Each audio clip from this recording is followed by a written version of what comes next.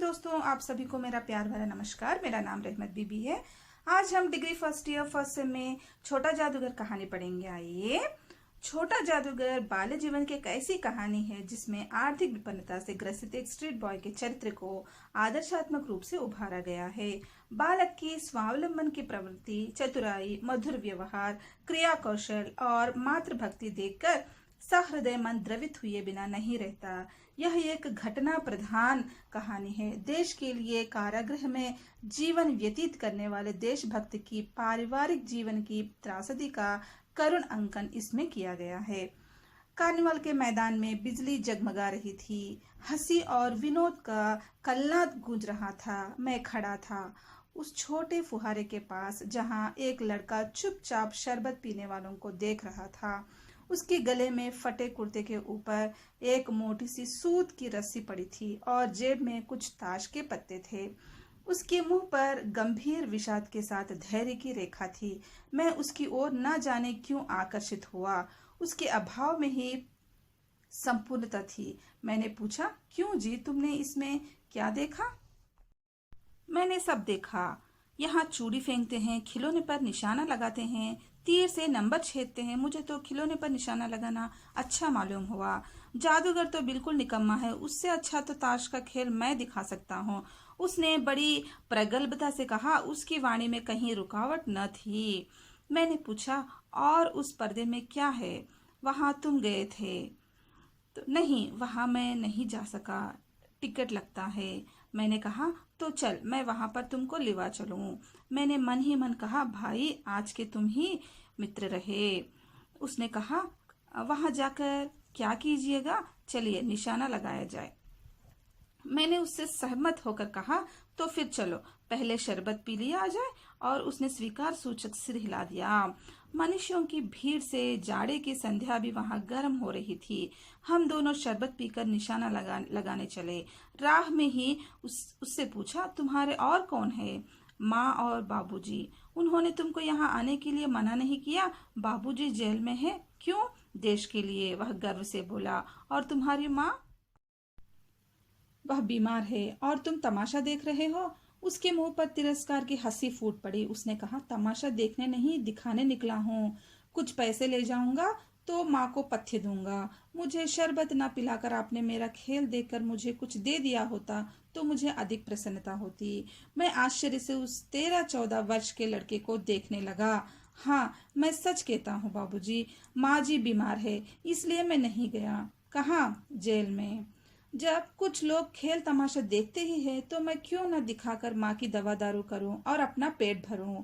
मैंने दीर्घ निश्वास लिया। चारों ओर बिजली के लट्टू नाच रहे थे। मन व्यग्र हो उठा। मैंने उससे कहा, अच्छा चलो निशाना लगाया जाए। हम दोनों उस जगह पर पहुंचे जहां खिलौने को गेंद से गिराया जाता था। मैंने 12 टिकट खरीद कर उस लड़के को दिए। वह निकला पक्का निशानेबाज। उसका कोई गेंद खाली नहीं गया। देखने वाले दंग रह गए। उसने 12 खिलौनों को बटोर लिया, लेकिन उठाता कैसे? कुछ मेरी रुमाल में बांधे, कुछ जेब में रख लिए। लड़के ने कहा, बाबूजी आपको तमाशा दिखाऊंगा, बाहर आइए। मैं चलता हूँ। वह 9-2-11 हो गया। मैंने मन ही मन कहा, इतनी जल्दी आंख बदल गई। मैं घूम कर पान की दुकान पर आ गया। पान खाकर बड़ी देर तक इधर उधर टहलता रहा। झूले के पास लोगों का ऊपर नीचे आना देखने लगा। अकस्मात किसी ने ऊपर से हिंडोले से पुकारा, बाबूजी। मैंने पूछा, कौन? मैं हूँ, छोटा जादूगर। कलकत्ते के सुरम्य बोटानिकल उद्यान में लाल कमलनी से भरी हुई एक छोटी सी झील के किनारे घने वृक्षों की छाया में अपनी मंडली के साथ बैठा हुआ जलपान कर रहा था। बातें हो रही थी। इतने में वही छोटा जादूगर दिखाई पड़ा।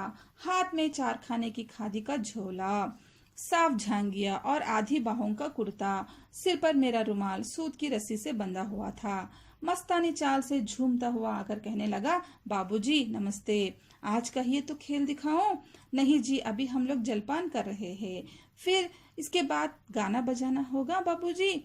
नहीं जी, तुमको क्रोध से कुछ कहने जा रहा था। श्रीमती ने कहा, दिखलाओ जी, तुम तो अच्छे आए, भला कुछ मन तो बहले। मैं चुप हो गया, क्योंकि श्रीमती की वाणी में वह माँ की सी मिठास थी जिसके सामने किसी भी लड़के को रोका नहीं जा सकता। उसने खेल आरंभ किया। उस दिन कार्निवाल के सब खिलौने उसके खेल में अपना अभिनय करने लगे। भालू मनाने लगा, बिल्ली रूठने लगी, बंदर घुड़कने लगा। गुड़िया का ब्याह हुआ, गुड्डा वर का न निकला।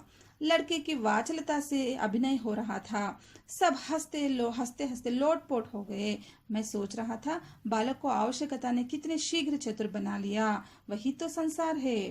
ताश के सब पत्ते लाल हो गए और सब पत्ते काले हो गए।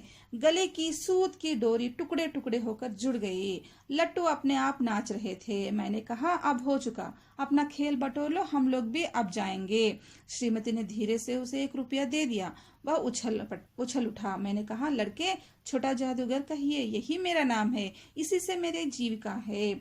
मैं कुछ बोलना ही चाहता था। श्रीमती ने कहा, अच्छा तो तुम इस रुपये से क्या करोगे? पहले भरपेट पकौड़ी खाऊंगा, फिर एक सूती कंबल लूंगा। मेरा क्रोध अब लौट आया। मैं अपने पर बहुत क्रुद्ध होकर सोचने लगा, ओह कितना स्वार्थी हूँ मैं। उसके 1 रुपये पाने पर ईर्ष्या करने लगा था ना। वह नमस्कार करके चला गया। हम लोग लता कुंज देखने के लिए चले।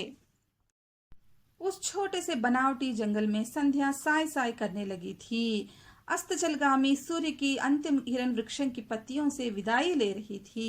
एकदम शांत वातावरण था। हम लोग धीरे धीरे मोटर से हावड़ा की ओर आ रहे थे। रह रहकर छोटा जादूगर स्मरण होता था। सचमुच वह एक झोपड़ी के पास कंबल कंधे पर डाले खड़ा था। मैंने मोटर रोककर उससे पूछा, तुम यहाँ कहाँ? मेरी माँ यही है ना, अब उसे अस्पताल वालों ने निकाल दिया है। मैं उतर गया। उस झोपड़ी में देखा तो एक स्त्री चितड़ों से लदी हुई कांप रही थी। छोटे जादूगर ने कंबल ऊपर से डालकर उसके शरीर से चिमटते हुए कहा, माँ। मेरी आंखों से आंसू निकल पड़े। तो बड़े दिन की छुट्टी बीत चली थी। मुझे अपने ऑफिस में समय से पहुंचना था। कलकत्ते में अब मन ऊब गया था। फिर भी चलते चलते एक बार उद्यान को देखने की इच्छा हुई। साथ ही साथ जादूगर भी दिखाई पड़ जाता तो और भी। मैं उस दिन अकेले ही चल पड़ा। जल्दी लौट आना था। 10 बज चुका था। मैंने देखा कि उस निर्मल धूप में सड़क के किनारे एक कपड़े पर छोटा जादूगर का रंगमंच सजा था। मोटर रोककर उतर पड़ा। वहां बिल्ली रूठ रही थी, भालू मनाने चला था, ब्याह की तैयारी थी। सब कुछ यहाँ सब होते हुए भी जादूगर की वाणी में वह प्रसन्नता की तरी नहीं थी। जब वह औरों को हंसाने की चेष्टा कर रहा था, तब वह जैसे स्वयं काम जाता था, मानो उसके रोए रो रहे थे। मैं आश्चर्य से देख रहा था। खेल हो जाने पर पास पैसे बटोर कर उसने भीड़ में मुझे देखा तो वह जैसे क्षण भर के लिए स्फूर्तिमान हो गया। मैंने उसकी पीठ थपथपाते हुए पूछा, आज तुम्हारा खेल जमा क्यों नहीं? माँ ने कहा है कि आज तुरंत चले आना, मेरी घड़ी समीप है, अविचल भाव से उसने कहा। तब भी तुम खेल दिखलाने चले आए? मैंने कुछ क्रोध से कहा, मनुष्य के सुख दुख का माप अपना ही साधन तो है, उसी से अनुपात से वह तुलना करता है। उसके मुंह पर वही परिचित तिरस्कार की रेखा फूट पड़ी। उसने कहा, क्यों ना आता? और कुछ अधिक कहने में जैसे वह अपमान का अनुभव कर रहा था। क्षण भर में मुझे अपनी भूल मालूम हो गई। उसके झोले को गाड़ी में फेंक कर उसे बैठाते हुए मैंने कहा, जल्दी चलो। मोटर वाला मेरे बताए हुए पथ पर चल पड़ा। कुछ ही मिनटों में मैं झोपड़े के पास पहुंचा। जादूगर दौड़कर झोपड़े में माँ माँ पुकारते हुए घुसा। मैं भी पीछे था, किंतु स्त्री के मुंह से बे निकल कर रह गया। उसके दुर्बल हाथ उठकर गिर गए।